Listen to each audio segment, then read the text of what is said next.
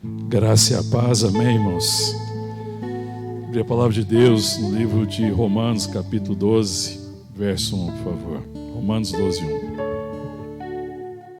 Diz assim a palavra de Deus: Rogo-vos, pois, irmãos, pelas misericórdias de Deus, que apresenteis o vosso corpo por sacrifício vivo, santo e agradável a Deus, que é o vosso culto racional.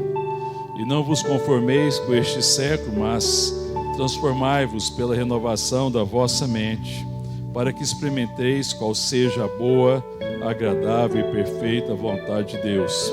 Porque, pela graça que me foi dada, digo a cada um dentre vós, que não pense de si mesmo além do que convém, antes pense com moderação, segundo a medida da fé que Deus repartiu a cada um. Porque assim como num só corpo temos muitos membros, mas nem todos os membros têm a mesma função, assim também nós, conquanto muitos, somos um só corpo em Cristo e membros uns dos outros.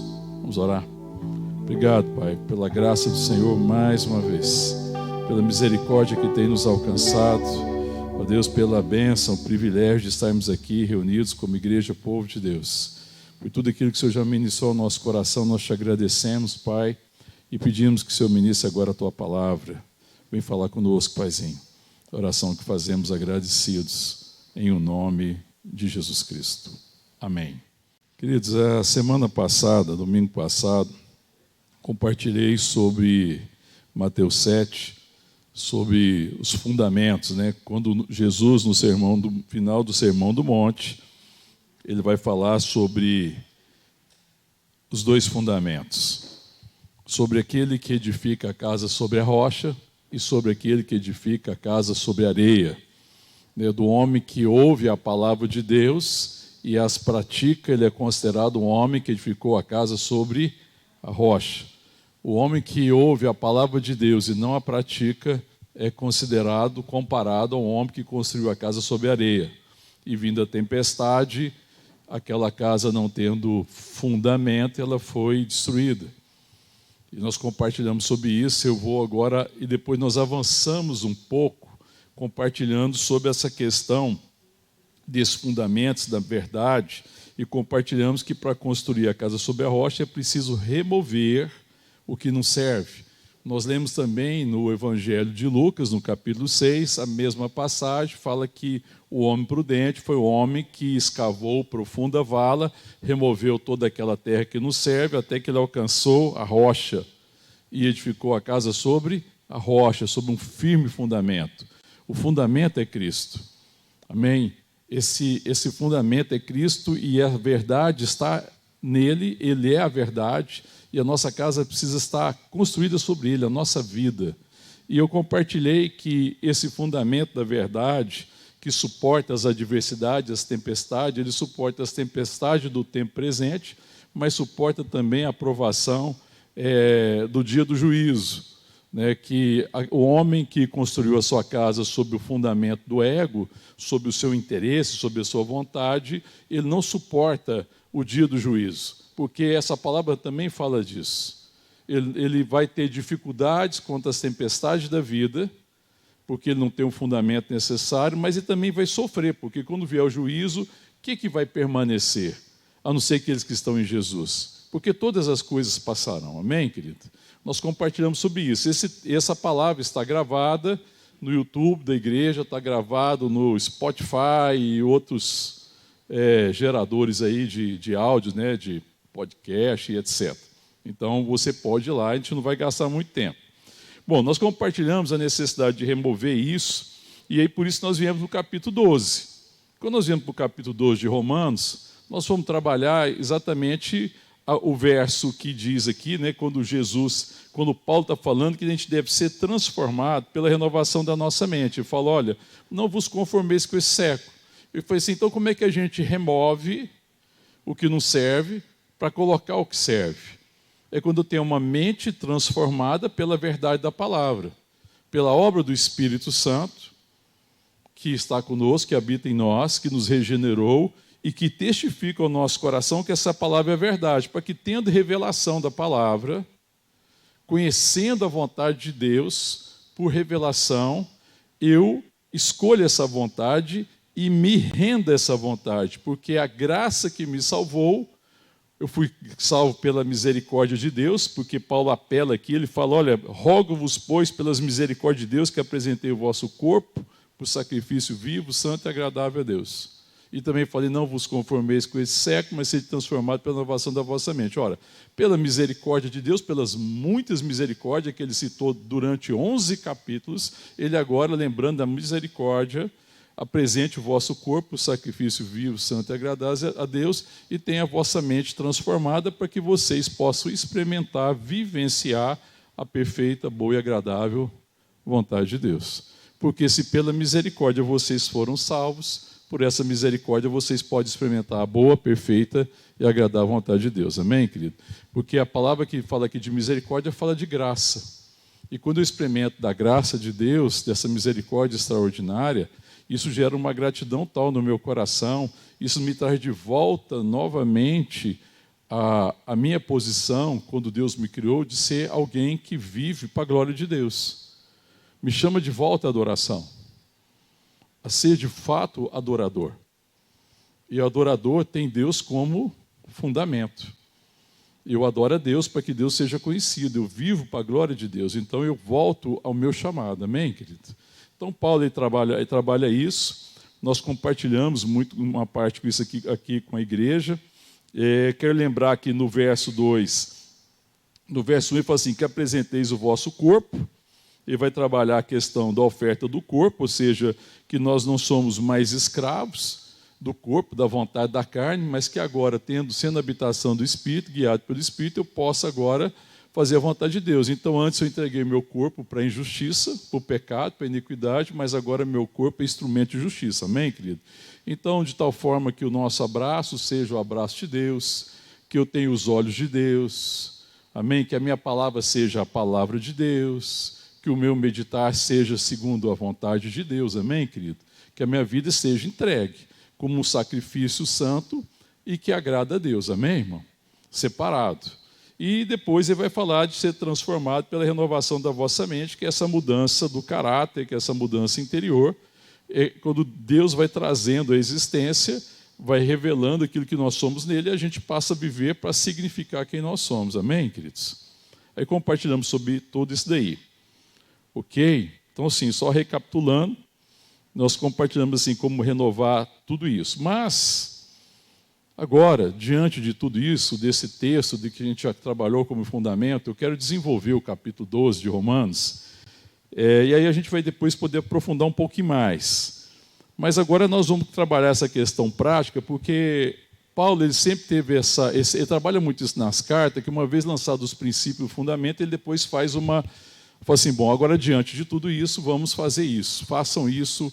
Ele vai trabalhar a questão prática, ele vem com uma exortação, com a autoridade que ele tem de pai espiritual, de apóstolo, de alguém enviado por Deus, ele vai exortar a igreja a viver de acordo com aquilo que ela é. Veja que sempre Paulo lida ensinando quem nós somos, agora que vocês sabem quem vocês são, vivam de acordo, amém, irmão?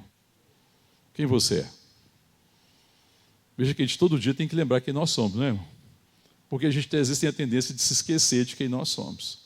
Então, quando você lembra quem você é, você pode agora viver a partir da realidade que você é. Né? E nós no mundo somos muito pressionados a viver segundo as coisas do mundo.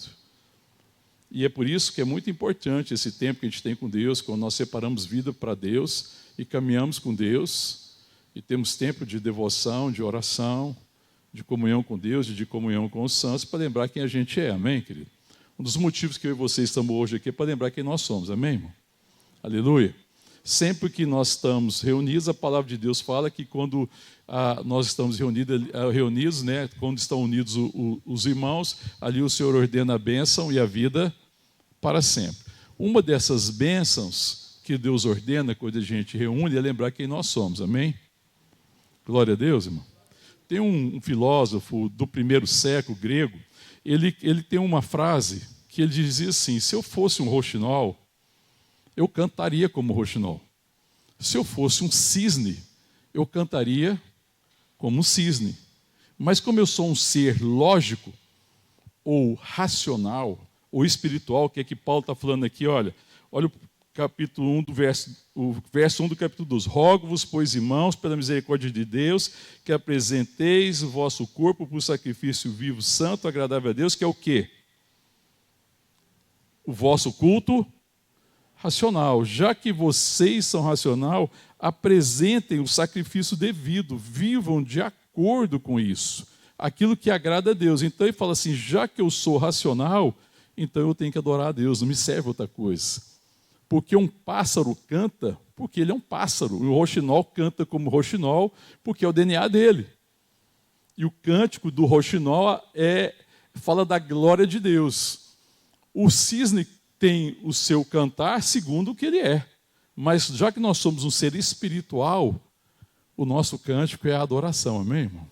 Eu acho extraordinário, eu gosto muito dessa frase, que fala, já que eu sou um ser racional, já que eu sou um ser espiritual, eu uso a palavra grega lógicos, que significa racional, que fala de razão, já que Deus me dotou com essa razão e que eu tenho esse conhecimento que eu sou filho de Deus, não me resta outra coisa a não ser adorar. Amém, irmão? Então Paulo fala assim, então adore a Deus através de tudo que vocês são.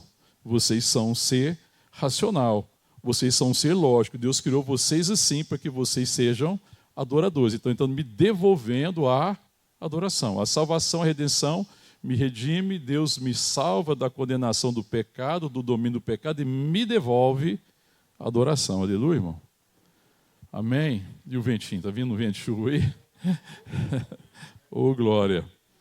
Quem sabe o vento de chuva traz os irmãos no próximo culto, porque eu fico assim pensando, os irmãos não estão vindo por causa do calor, né, irmão? Às vezes é bobagem minha, né? Mas eu fico assim confortado. Eu falo, não, irmão, está muito quente, muito calor, então a gente não vai no culto, porque está calor, está desconfortável, então aí vem a chuva, né, irmão? Ô, socorro, hein? Aí não vem por causa da chuva, meu Deus, socorro, misericórdia. Bom, mas continuando o texto, irmãos, aí o Paulo vai trazendo então agora, ele vai começar a lidar com a questão de que já que Deus me salvou dessa forma tão extraordinária, que houve tanta graça e houve tanta misericórdia, essa misericórdia vai marcar os meus relacionamentos. Então, primeira coisa que a misericórdia marca, irmão, meu relacionamento com quem? Com Deus. Então, vivam, apresente o vosso culto, a vosso corpo, como sacrifício vivo, santo e agradável a Deus, que é o vosso culto racional. Então, a primeira coisa que afeta é me chamar de volta a quem eu sou, na relação com Deus. Então, agora eu vejo, de fato, que Deus é o meu Salvador, Ele é o meu Criador, Ele é meu Pai, e eu me lembro, então, agora que eu sou um adorador. Eu fui criado para adorar, amém? Aleluia. Quem não foi no encontro de adoração, né, o nosso irmão Walter trouxe uma bela palavra lá, né, bem inspirada, bem dita, e falou sobre isso. Eu não vou entrar. Eu não sei se foi gravado, foi? Então, tudo bem, da próxima vez, quem não foi, vai, para ser abençoado, e foi uma benção, né? Ele trouxe uma palavra sobre isso. Glória a Deus por isso, porque está bem em linha com aquilo que Deus tem ministrado ao nosso coração. Bom, mas aí Paulo continua dizendo, não vos conformeis com esse século, tenha a vossa mente renovada para que vocês experimentem a boa, agradável e perfeita vontade de Deus, que não é só a minha relação com Deus, mas que agora vai afetar. A primeira coisa é minha relação com Deus é afetada por isso. Qual que é a segunda coisa que vai ser afetada, vai ser marcada pela graça de Deus, pelas misericórdias de Deus? Primeiro, a minha relação com Deus. Aí depois, vamos ver o verso 3, responde, porque pela graça, ou seja, pelas misericórdias de Deus, é a mesma coisa que ele está apelando, pela graça que me foi dada, pela misericórdia, digo a cada um de vós que não pense de si mesmo além do que convém. Aí ele vai trabalhar a segunda coisa. A segunda é, não pense de você além do que convém. É a relação comigo mesmo. Essa relação daquilo que eu penso a respeito de mim. Então Deus primeiro muda minha vida, me salva, me redime, muda minha relação com Deus. Eu estava afastado de Deus, Jesus é o caminho que me leva de volta ao Pai. Eu estou unido com Cristo, estou em Deus novamente. Eu volto à condição de adorador, porque no pecado eu perdi a perspectiva da adoração, eu fiquei cego para a realidade de quem eu sou e de quem Deus é, mas Deus me redime, me chama de volta, eu conheço Deus, a sua graça traz revelação, salvação, redenção, a adoração foi restaurada, glória a Deus, amém, irmão? Mas agora Deus vai ter que lidar com a primeira relação que eu tenho que lidar depois de com Ele, é a relação comigo mesmo. Não pense de você além do que convém. Antes, pense com moderação, segundo a medida da fé que Deus repartiu a cada um de nós. Irmão, o que é não pensar em mim além do que convém? Pensa. O que é não pensar em você mesmo além do que convém? Qual a forma inconveniente de pensar sobre você mesmo? Porque se não convém, uma forma inconveniente. A grande questão da queda é que a queda é eu me entregar ao individualismo, porque na queda eu sou o próprio Deus. Na queda, o meu alvo de adoração, que era Deus, da minha devoção, passou a ser eu mesmo. É claro que a gente acaba buscando adoração a outros deuses, mas o Deus que a gente adora, com D minúsculo, não é o Deus verdadeiro, é o Deus feito à imagem e à minha semelhança, é o Deus que eu concebi. É por isso que existem milhares de religião, porque são Deus feito à imagem e à semelhança do homem. É aquilo que eu me identifico. Então é o Deus que eu criei segundo o meu interesse. E é o Deus que é o meu interesse, porque é o Deus que tem que eu faço o que é necessário para ele satisfazer o meu interesse. Então, um Deus segundo o meu interesse é Deus que tem que ficar refém da minha vontade. Então eu quero um Deus e quero adorar um Deus, como eu fui criado para adoração, mas eu perdi a perspectiva da adoração, eu vou adorar um Deus que no final faça a minha vontade. Veja como é que é a perversão. Então, de vez de eu conhecer a boa e agradável vontade de Deus para mim, eu estou tentando convencer Deus que a minha vontade é boa, é perfeita e agradável, que ele tem que fazer a minha vontade. Ué. Isso é religião. Isso é paganismo. Isso é o desvio. E muita gente, às vezes, até no meio evangélico, está tentando fazer essa mesma coisa com o Deus verdadeiro. Convencer Deus que a minha vontade é boa, perfeita e agradável. E o que tem que fazer? E fala, Deus, o que eu tenho que fazer então agora? Para convencer que a minha vontade é o melhor, tentando fazer Deus refém da minha vontade. Isso é uma perversão. Isso é pensar de você além do que convém. E pensar, então, de mim além do que convém, é pensar a minha vida de que forma? Pensar a minha vida da forma que não convém é pensar em mim como indivíduo, independente dos outros. É pensar sempre a minha vida a partir dos meus interesses. É ver a mim a partir dos meus interesses, das minhas carências, das minhas ambições. Se você pensar você a partir dos seus interesses, das suas carências, das suas ambições, você vai pensar de você de uma forma inconveniente. Porque se você pensa a partir do individualismo, você se tornou o centro. Você volta a ser o centro. E se colocar como centro é pensar de uma forma totalmente equivocada. Mas pensar como convém, como é que seria eu pensar como convém? Não convém pensar minha vida como indivíduo. Porque se eu estou como indivíduo, tudo vai existir para satisfazer minhas carências e eu vou exigir isso do mundo e das coisas. Mas como é que eu deveria pensar a vida, irmão? Vamos ver o que diz o texto aí? O texto nos ajuda muito. Paulo fala o quê? Vamos voltar no verso 3. Esse texto é muito rico. Aqui é um verso só, mas tem uma profundidade aqui incrível. Olha só. Porque pela graça que me foi dada, pelas muitas misericórdias, diga a cada um de vós que não pense de si mesmo além do que convém. Antes pense com moderação, segundo a medida da fé que Deus repartiu.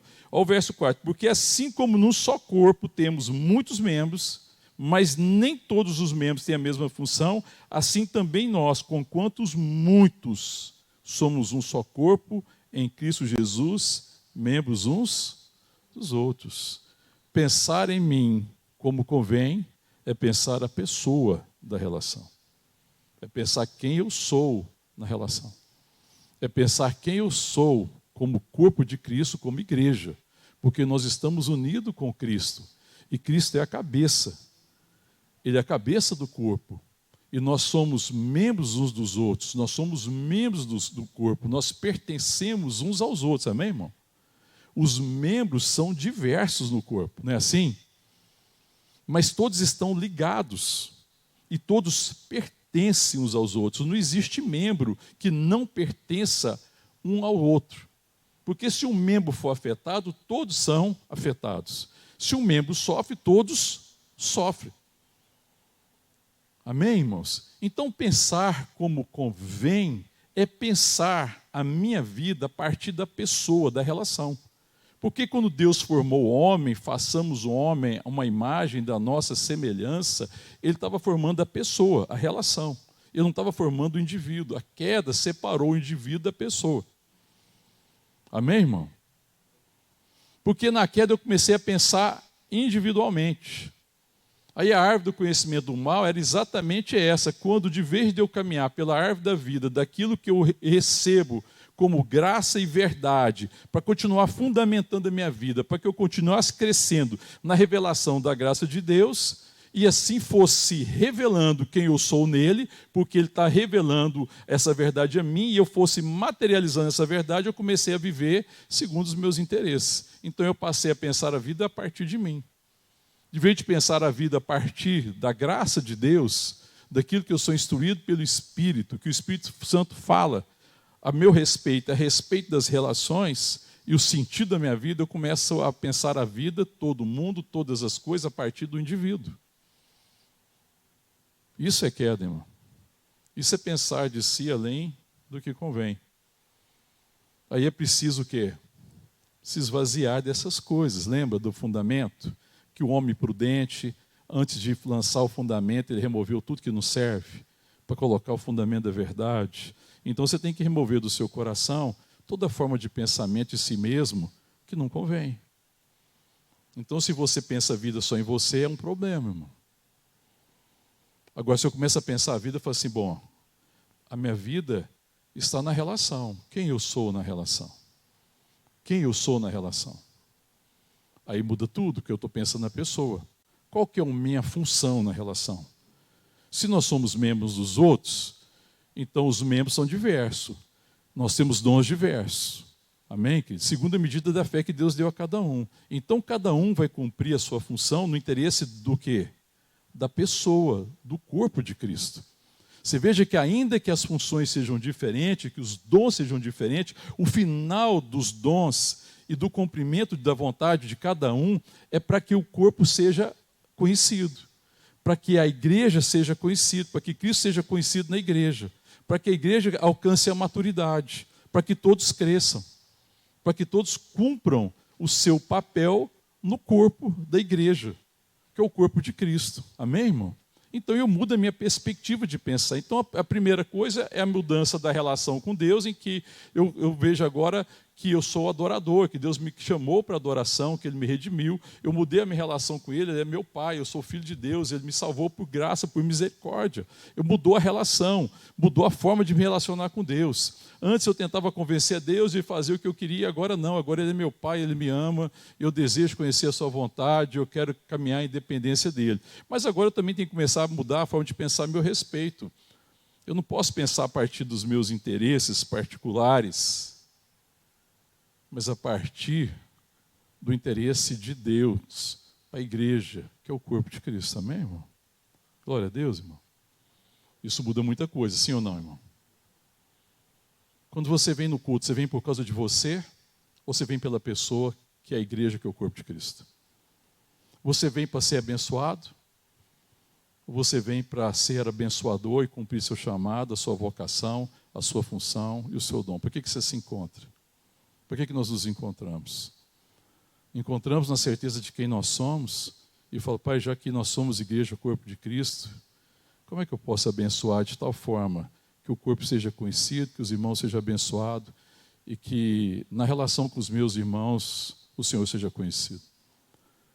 Amém, irmão? Porque a gente se encontra para que Deus seja conhecido, irmão. E quando a gente se encontra para que Deus seja conhecido, a bênção e a vida já está lá. Porque Ele já nos abençoou, amém, irmão? Então essa bênção que eu já recebi, ela vai ser conhecida na forma com que eu abençoo meu irmão. Essa bênção que eu já recebi vai ser conhecida na forma como que eu me dedico, como que eu me sacrifico em favor do outro. Na forma como eu abro mão de interesses particulares em favor do interesse do corpo. Não é a dificuldade, às vezes, na relação da igreja, irmão? Qual que é os problemas e as divisões na igreja? É pelo interesse geral da igreja, do corpo? É pelo interesse de Cristo? É para a glória de Deus? Ou os problemas, as divisões, as facções, elas são por causa de quê? Interesses particulares. É porque eu coloco a igreja refém do meu interesse. Se a igreja não for do meu jeito, se ela não fizer do meu jeito, se não me agradar, se me contrariar, se não for da minha forma, eu procuro o quê? Outro lugar. Vai estragar outro, né? Só não sabe ainda, né? Vai dar trabalho para os outros. Fala, dá trabalho aqui mesmo. Pode dar trabalho aqui, Deus já deu graça para nós, irmão. Dá trabalho aqui, não vai dar trabalho em outro lugar, não, pelo amor de Deus, sabe? É igual o filho que sai de casa para dar trabalho em outra família. Fica na família, irmão. É lá que Deus capacitou a família para cuidar de você. Você pode ser uma canseira, não tem problema não. Tem graça. Não, vai dar trabalho para outra família, irmão. Porque às vezes nem fui capacitada para isso, é uma canseira. Para. Então é pensar de si além do que convém. Porque quando eu penso de mim além do que convém, e quando eu julgo a forma de ser, a caminhada às vezes da igreja, eu na verdade, e se eu saio, e eu não estou julgando ninguém, mas eu estou colocando aqui, trazendo em perspectiva isso, irmão, eu estou dizendo não está à minha altura. Eu estou pensando de mim além do que convém, eu falo não está à minha altura. Esse corpo que se reúne nesse lugar não está à minha altura. Ou seja, eu sou de uma estirpe melhor, eu sou melhor do que isso, então agora eu preciso encontrar um lugar que esteja à minha altura. Eu estou pensando de mim além do que convém, uma perspectiva individual caída. E a gente fica se justificando, você pode achar 1000 justificativas. E muitas vezes você pode até ter razão que o problema existe mesmo, mas é pensar de si além do que convém. É pensar a minha individualidade. É deixar claro que eu existo para ser satisfeito e que todo mundo à minha volta tem que me satisfazer. Porque se não me satisfizer, eu abandono a relação. Por que muita gente abandona a relação? É por causa disso, irmão. Pode ser no casamento, pode ser na família, pode ser na igreja, pode ser entre amigos. É porque eu quero ser satisfeito.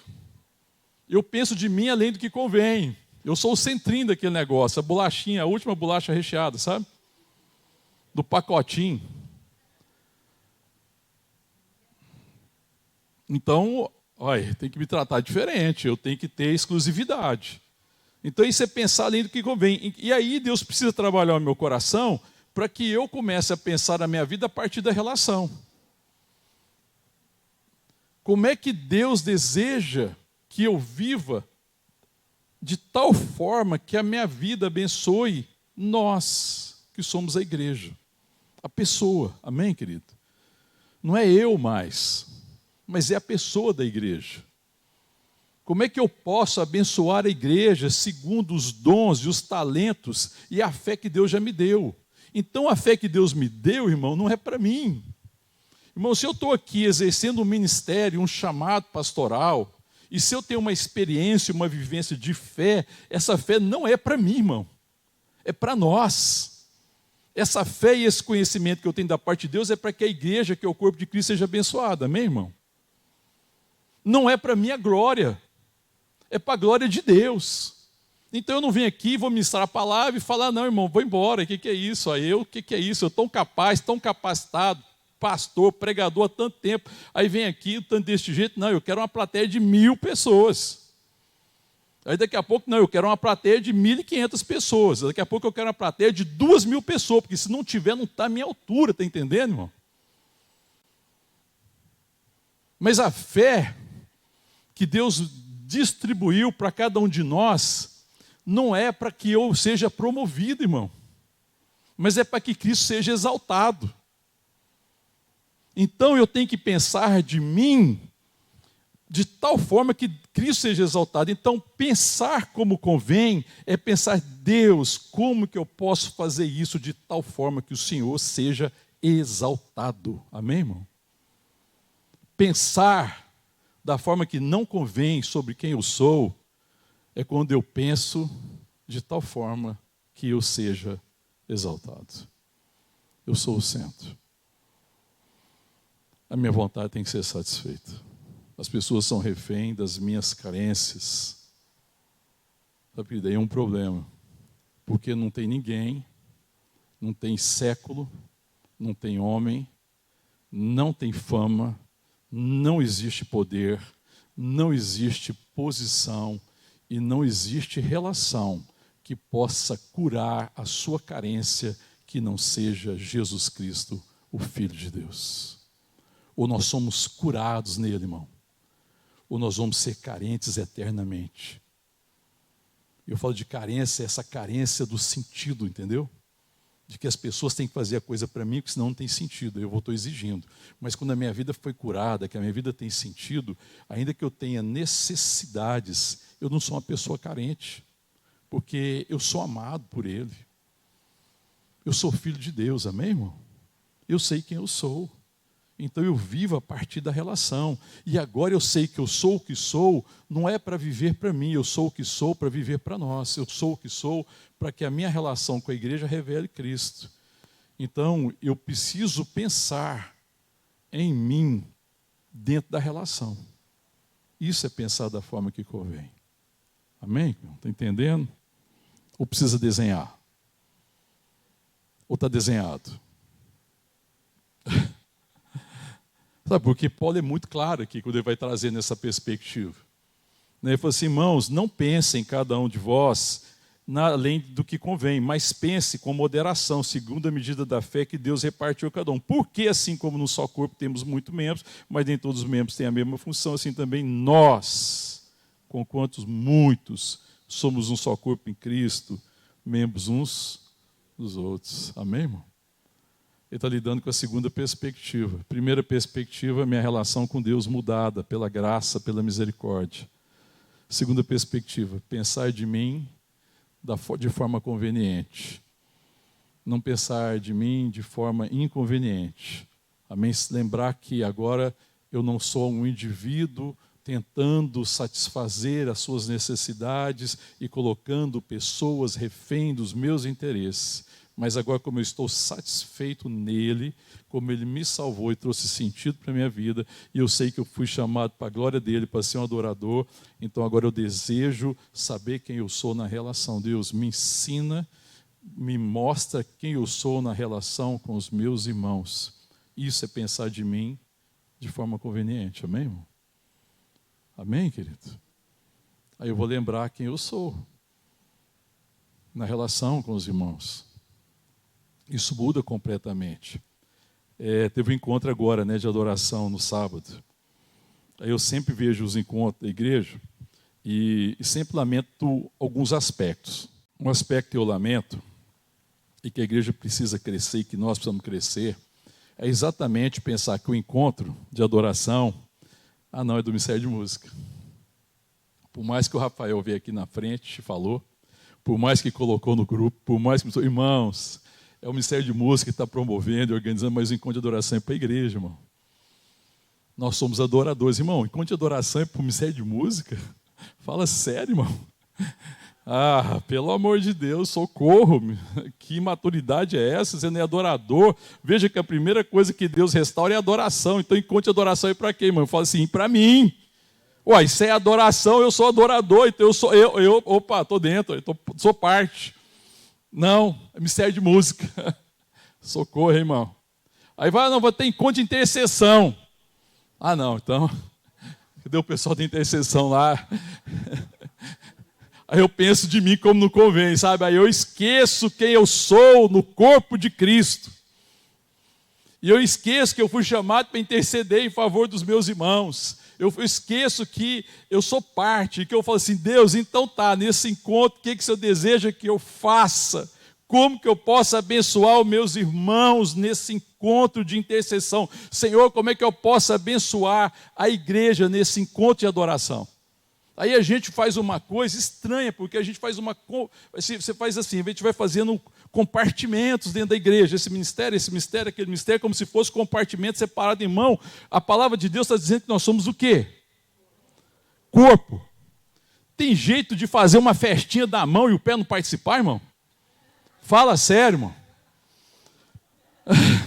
Vamos fazer uma festinha aqui, só a mão hoje, hein, tá? Pé, ó, tem pra você não. Dá certo, irmão? Pelo amor de Deus. Então a metáfora do corpo, apesar de ela ser incompleta, para falar da riqueza de que é a igreja, o corpo de Cristo, ela ensina muito, irmão. Como é que pode ter o encontro dos pés? E os mãos não vai, não. O olho não vai, o ouvido não vai, porque é o encontro é do pé. O joelho também não, hein? O joelho, você deve ser próximo, mas espera aí, olha a liberdade, hein? Fica.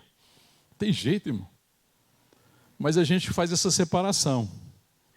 Porque a gente pensa da gente de modo que não convém. É um pensamento ainda individualista.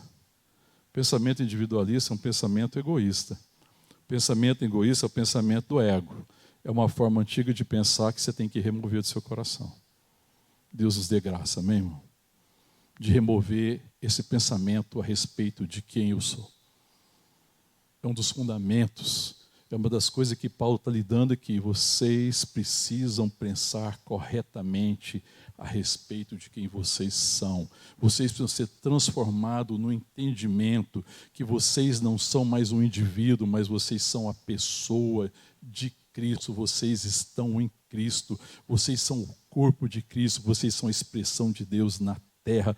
Vocês são o sal da terra. Vocês são a luz do mundo. Vocês são a pessoa de Deus, a pessoa visível do Deus invisível. Amém, irmão? Nós somos a pessoa de Deus, irmão. Nós estamos em Cristo, irmão. Existe a pessoa do Pai, a pessoa do Filho e a pessoa do Espírito Santo. Amém, irmão? Tem outra pessoa no ser Pai, Filho e Espírito Santo, irmão? A igreja em quem, então? A igreja é a pessoa de Cristo, irmão. Porque quando Cristo voltou e ascendeu os céus e enviou o Espírito Santo, que é o Espírito de Cristo, para que, através dele, o Pai fosse conhecido, porque ele veio revelar o Pai, amém, irmão? Ele não veio revelar o Pai, ele não é a verdade. No princípio era o Verbo, era a verdade. O Verbo veio, revela a verdade do amor do Pai, da salvação, da redenção. O Verbo ascende ao céu e o Espírito Santo, para que eu e você revele a verdade, para que eu e você seja uma imagem da verdade. A verdade é que Deus é Salvador, Deus é Redentor, Deus se deu em sacrifício, em amor por nós. Ele não fez acepção de pessoas, Ele nos redimiu, Ele se sacrificou. Então agora nós estamos aqui para, como igreja, unido com Cristo Jesus, manifestar o amor do Pai. Amém, irmão? Na relação, irmão. Então tudo diz a respeito de nós. Eu não sei o motivo de que algumas pessoas não foram em conta, irmão.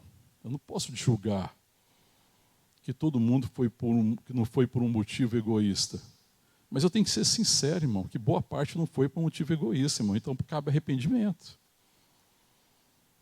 Porque alguém não poderia ir, não tem nenhum problema. Existem impedimentos. Desejo de ir, de participar, mas olha, existe um impedimento, tudo bem, está tudo certo. Irmão. Mas o problema é quando o impedimento é o egoísmo. Se o impedimento de participar do chamado de Deus para a igreja é o egoísmo, eu estou pensando da forma errada. Por que a gente não está participando de todos os cultos da igreja, irmão? Ou pelo menos da maioria? O que está acontecendo conosco, irmão? Vamos tocar agora nos pontos práticos. Paulo está fazendo isso agora, ele está exortando irmãos, diante de tamanha graça e misericórdia. Apresente o vosso corpo como sacrifício vivo, santo e agradável a Deus, que é o vosso culto racional. Qual a dificuldade de vocês de se oferecerem culto a Deus? O que está acontecendo com a igreja do Senhor Jesus neste tempo, neste país, nesta nação, irmão? Porque então o culto é meu, porque eu vou no dia que eu quero, aonde eu quero, do jeito que eu quero e na hora que eu quero. E quando eu deveria colocar todos os queros de lado e abandonar de lado e falar assim, Senhor, qual é a tua vontade para mim, filho do Senhor? Para que a minha vida seja uma oferta agradável e santa. Seja um sacrifício santo, que agrada o Senhor. Seja o bom perfume. Amém, irmão? Entendi isso, irmão? Então a gente tem que pensar a forma como a gente participa de culto, irmão. A gente tem que voltar nas coisas mais elementares.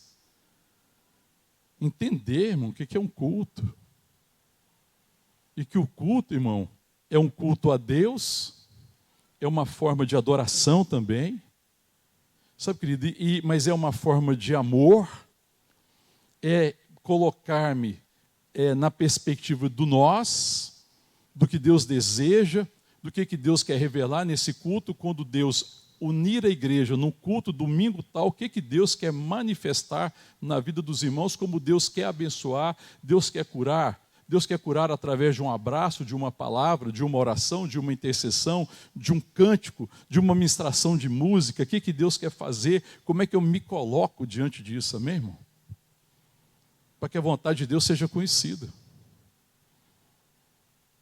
Esse é o culto racional. Isso é adoração.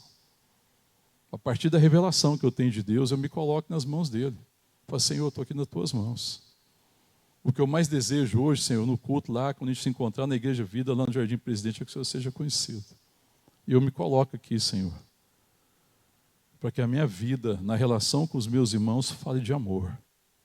Para que a minha vida, na relação com meus irmãos, fale de sacrifício. Irmão, tem sacrifício, irmão. Tem vezes que eu venho aqui, irmão, com sacrifício. Mas eu faço para que o amor seja conhecido, irmão.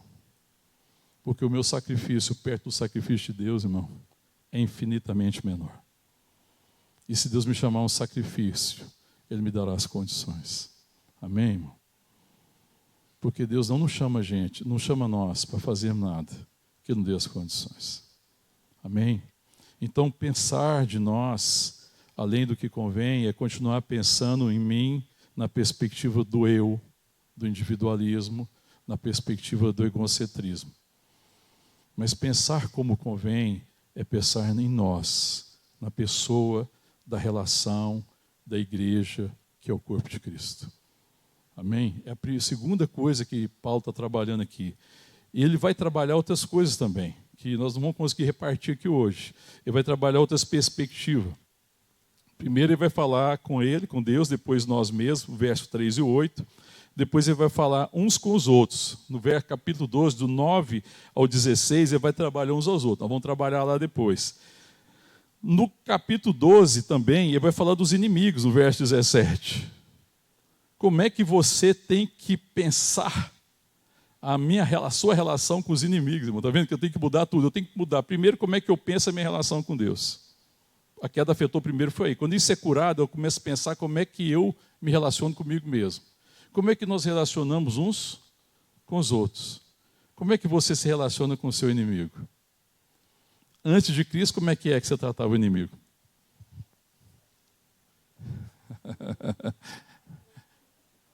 Olho por olho, dente por dente. Olha lá, hein, se fosse só isso, né? Um pouquinho mais, né? Misericórdia. Aí Paulo vai trabalhar essa questão. Depois também vai trabalhar como é que nós nos relacionamos com o Estado. Como é que nós nos relacionamos com as autoridades constituídas. Quero trabalhar isso também, irmão, porque às vezes a gente tem uma dificuldade com isso. E depois ainda vai falar como é que nós lidamos com os mais fracos, irmãos. É outra dificuldade. Como é que a gente lida com os mais fracos? Ele vai trabalhar também essa questão dos mais fracos, e vai trabalhar ela lá já no capítulo 14. Ele vai trabalhar essa perspectiva. Como é que você, sendo alguém que tem fé, vai lidar com o seu irmão que ainda é fraco na fé, que ainda é débil na fé e que tem que crescer? Nós queremos trabalhar isso também, amém, irmão? Mas Paulo trabalha primeiro isso daqui, essa questão do entendimento de quem nós somos em Deus, depois o entendimento de quem nós somos como pessoa. Nós não somos mais um indivíduo em Deus, nós somos uma pessoa, amém, querido? Ainda que eu tenha singularidades, ainda que eu tenha dons, ainda que eu tenha talentos, que eu tenha as necessidades, ainda que Deus me veja de uma forma singular, que eu seja uma pessoa singular, única na face da terra, eu só conheço quem eu sou na relação. Porque na relação eu conheço quem eu sou de fato. Na relação é que Deus vai revelando o sentido e o propósito da minha vida, e eu vou cumprir o meu chamado e a minha vocação. Ninguém cumpre a sua vocação individualmente, tá bom, irmão? A gente cumpre a vossa vocação na relação. Então nós temos que pensar muito essa perspectiva. É incrível porque quando Deus criou homem e mulher, e ele fez homem e mulher, não foi assim que diz a palavra de Deus? Que ele formou lá no Éden, no princípio, que ele forma homem e mulher, façamos homem e mais da nossa semelhança. Ele fala assim, homem e mulher o formou. A queda trouxe um problema. A queda começou, a gente começou a ver, o homem começou a se ver como um macho e a mulher começou a se ver como fêmea. Então me perdoe esse feminista, na perspectiva errada do feminismo. O feminismo é uma forma de queda, é uma forma de ver a mulher invertida. Porque a forma de Deus é ver a mulher na relação. Veja que mulher só é mulher na relação. Homem só é homem na relação. Fora da relação existe macho, existe fêmea.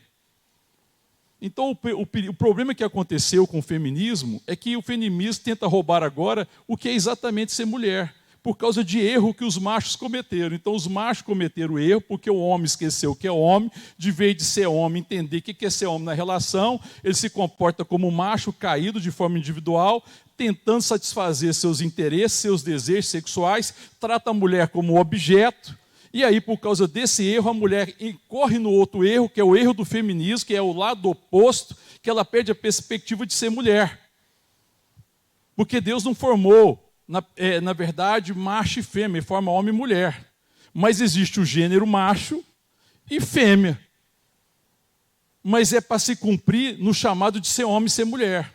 E na relação, existe o homem de Deus e a mulher de Deus, amém, querido? Existe o homem que sabe quem é na relação. Então, na perspectiva correta, eu tenho que pensar quem eu sou como homem na relação com a sociedade. E quem eu sou como mulher na relação da sociedade. Amém, querido?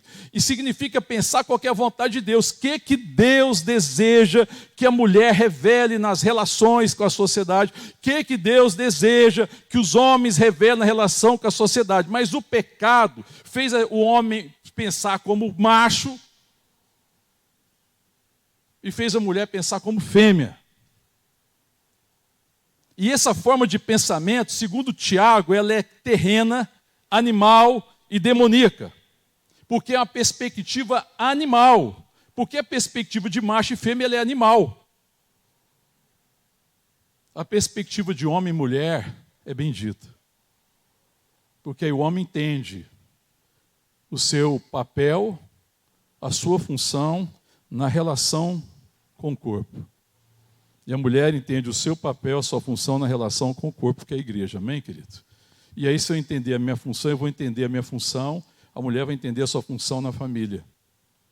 E o homem vai entender a sua função na família. Os dois serão abençoados. Mas se na relação de família, o homem não é homem, e ele é apenas macho, e a fêmea não é mulher, é apenas fêmea, aí o problema está instalado. Porque são dois indivíduos tentando se satisfazer. Nunca vai dar certo. Porque jamais um homem, um macho ou uma fêmea vai satisfazer o outro. Jamais. As formas de perversões na área sexual é exatamente o desespero e a tentativa de satisfazer carências e apetite sexual. Sinal evidente de que tem um coração mal resolvido. É a queda, irmão. É a perspectiva errada. É por isso que existe essa crise da sexualidade, que virou sensualidade. Porque a sensualidade é você pensar, é a mulher pensar como fêmea e o homem pensar como macho. Se o homem pensar a vida dele como macho, ele vai ver todas as fêmeas como uma forma de satisfazer seus desejos sexuais. Eles podem ser os mais pervertidos possíveis.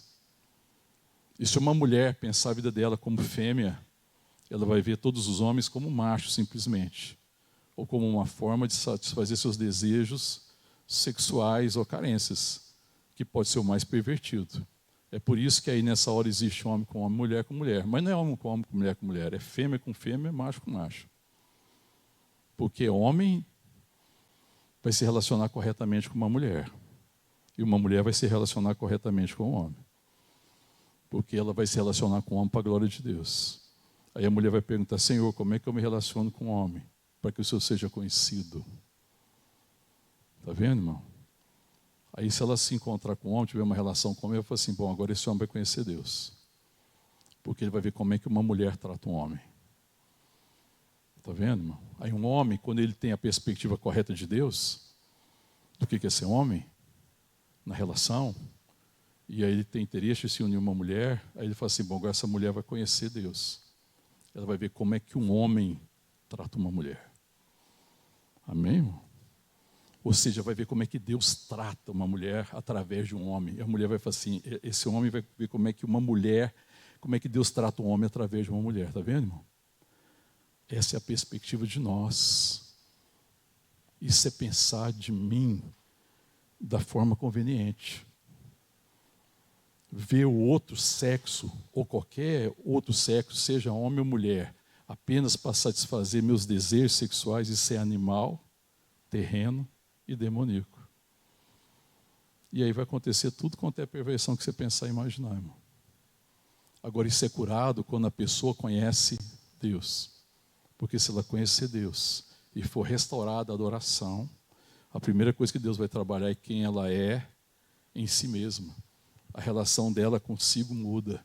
Ela começa a pensar não individualmente, não na perspectiva do ego, mas começa a pensar na perspectiva de nós. Agora eu vejo o outro na relação, numa relação muito mais ampla, e numa relação que no final é para manifestar Deus. Amém, querido? Consegue entender isso, irmão? A grandeza, a profundidade e a bênção que existe em pensar em mim, simplesmente aquilo que convém, nem mais nem menos, não é de me diminuir, não é ser menos daquilo que eu sou em Cristo, mas também não é pensar fora de Cristo. Amém, querido? Porque a gente pode pensar menos e pode pensar mais, mas se fosse não, a forma de pensar é pensar em Cristo. Quem nós somos em Cristo? Essa é a forma correta de pensar. Amém? Se nós continuarmos no texto, porque hoje vai dar para falar só da perspectiva de nós, ele continua assim, olha o verso 4. Porque assim como num só corpo temos muitos membros, mas nem todos os membros têm a mesma função, assim também nós, conquanto muito, somos um só corpo em Cristo e membros dos outros. E ele prossegue, olha, o verso 6. Tendo, porém, diferentes dons, segundo a graça que nos foi dada. Se profecia, seja segundo a proporção da fé. Se ministério, dediquemo-nos ao ministério. Ou que ensina, esmere-se no fazê-lo. Ou que exorta, faça com dedicação. O que contribui, contribua com liberalidade. O que preside, com diligência. Quem exerce misericórdia, seja com alegria. Amém, querido? Então ele vai falando da diversidade que existe dos dons, da forma de cumprir com o dom, mas você veja que todo dom é direcionado para o outro. Então, quando você pensa bem, correto a respeito de você que você fala, não, eu sou o que sou pela graça de Deus, eu sou na relação, eu sou membro do corpo de Cristo, né? Eu fui chamado para caminhar junto. Então, esse dom nunca é um dom para você, sempre é o dom para abençoar a igreja. É sempre o dom para abençoar o corpo. O dom é sempre para abençoar o irmão, amém, querido? Então, o dom não me promove, irmão. O dom promove Cristo, está vendo, irmão? E muita gente, tem muita crise na igreja, tem muito problema porque o dom ficava promovendo as pessoas. Lá na igreja lá de Corinto, quando Paulo ministra a igreja de Corinto, qual que era o dom que promovia as pessoas lá, irmão? Qual dom lá em Corinto estava em voga, que promovia as pessoas? Era o dom de línguas. Porque era perceptível. A igreja não amadureceu nada, né, irmão? Por mais que Paulo falou e ensinou, qual que é o dom que ainda promove muita gente em muito lugar? Dom de línguas. Você vê aqui que loucura, irmão? Aí Paulo fala, não, mas esse aí é o menor dos dons. Antes que vocês profetizem. Por que quando ele fala que é menor, ele está falando na perspectiva que muitas vezes as pessoas têm esse dom na perspectiva equivocada mesmo. Ele tem esse dom pensando em mim, pensando no eu, mas o dom é pensando em nós. Todo dom é pensando em nós, viu, irmão? Sempre. Então, olha, existe diversidade, existe muitos dons, mas todos os dons são para a glória de Deus. Então, irmão, como todo crente recebeu dons de Deus, então Paulo fala lá também aos Coríntios, procurai com zelo os melhores dons. Quais que são os melhores dons? É o dom que você reconhece, que Deus deu a você, que não é igual ao do seu irmão, mas que Deus deu para a glória dele mesmo, para que a igreja seja abençoada, para que Cristo seja conhecido. Então, desenvolva esse dom. O melhor dom é o que exalta Cristo, irmão.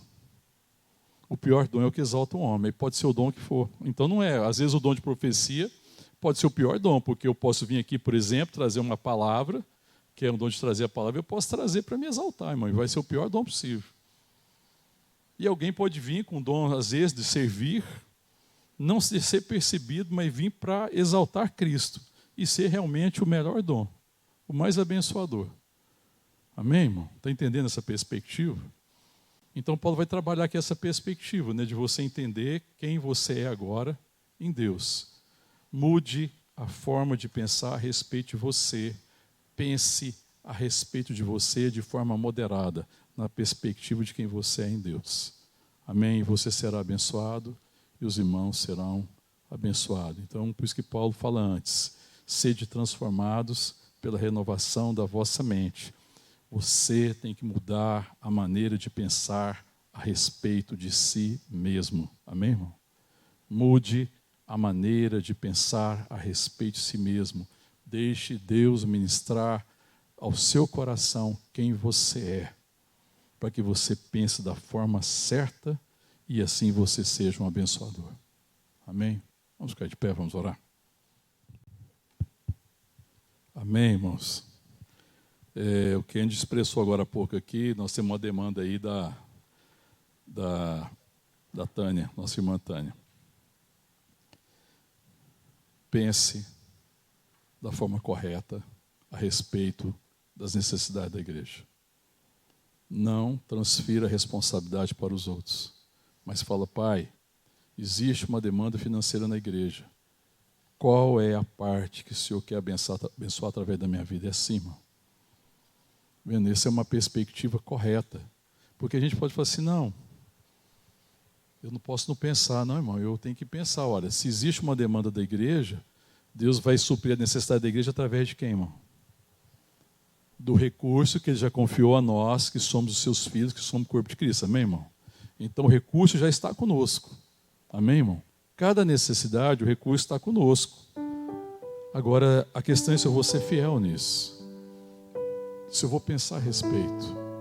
E as pessoas não vão dar de forma igual, porque cada um recebeu uma medida de fé, cada um recebeu uma graça, e a palavra nos orienta a dar segundo a forma que nós fomos abençoados, amém, irmão?